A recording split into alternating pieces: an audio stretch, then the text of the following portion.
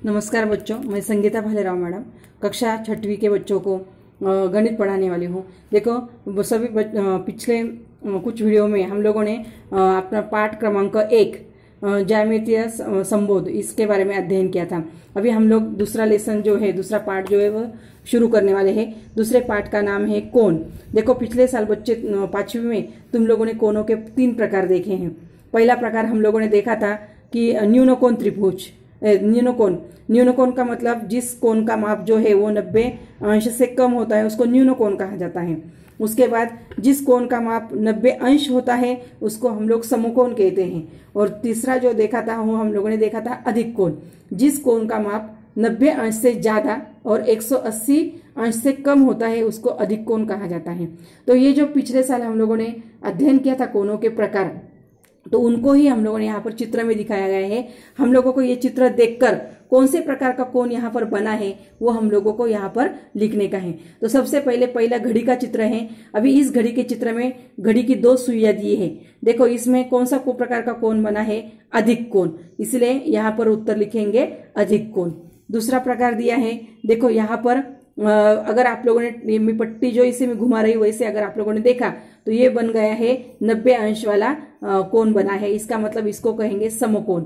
और उसके बाद ये पंछी दिया है और उसकी जो चोंच है, तो इस चोंच में इस तरह से कौन से प्रकार का ये कोण बना है? तो ये बन गया है न्यूनकोण, और इसीलिए उसका उत्तर इधर आएगा न्यूनकोण। तो इसका मतलब अधिक कोण, समकोण और न्यूनकोण, ये 3 प्रकार के कोणों के चित्र यहाँ पर दिखाए गए हैं। अभी दूसरा प्रश्न दिया है, नीचे दी गई सारणी पूर्ण करो। देखो पिछले साल तुम लोगों ने बच्चों कोणों के प्रकार तो देखे हैं। अभी हम लोग देखने वाले हैं सबसे पहले कोणों का नाम। सबसे पहले देखेंगे अभी ये जो कोण है इसका नाम 3 अक्षरों से लिखा जाता है, जैसे कोण PYR या फिर कोण RYP। तो यहाँ पर इस बॉक्स में पहले कोण का नाम लिखने का है। क्या नाम लिखोगे? कोण PYR या कोण RYP। इस तरह से कोणों का नाम लिखने का है। इस कोण का नाम है कोण LMN या फिर कोण NML, वो इस प्रकार लिखने का है। तीसरा है कोण BOS या फिर कोण SOB, वो आप लोगों को उसके नीचे लिखने का है। दूसरा है कोण के शीर्ष बिंदु। अभी देखो ये जो कोण है इसको 3 शीर्ष बिंदु है। देखो बिंदु P, बिंदु Y, बिंदु R, वो आपको इस खांचे में लिखना है। उसके बाद बिंदु L, बिंदु M और बिंदु N, वो इस खांचे में लिखना है। उसके बाद बिंदु B, बिंदु O और बिंदु S, वो आपको इस खांचे में लिखना है। तीसरा जो आता है कोण की भुजाएं। अभी कोण को कितनी भुजाएं है? यहाँ पर इतनी हमें 2 भुजाएं हैं, इसलिए अभी इनको लिखने का है। तो सबसे पहले लिखेंगे भुजा YP और भुजा YR, वो इधर लिखेंगे।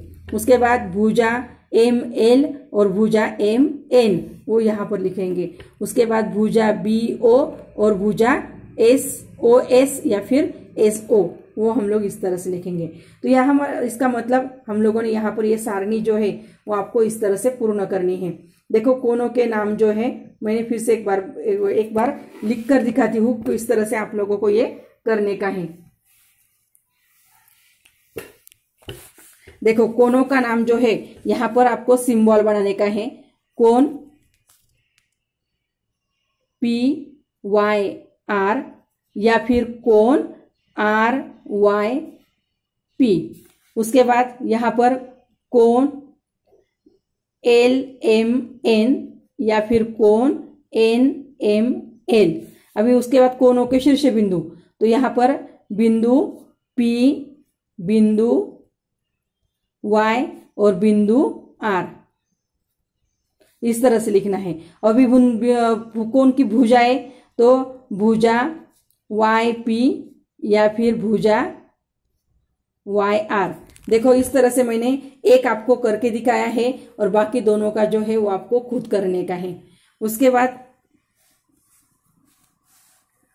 तो इस तरह से आप लोगों को इस प्रकार आप लोग और भी कोण जो है उनकी आकृतियां खींचकर पुनरावर्तन के लिए आप लोग इस तरह से और एक सारणी बना सकते हैं।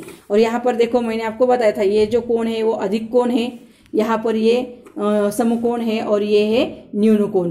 तो इस तरह से ये त्रिकोणों के 3 प्रकार। उसके बाद इस तरह से आपको ये सारणी पूर्ण करनी है और यही आप लोगों का होमवर्क है। धन्यवाद।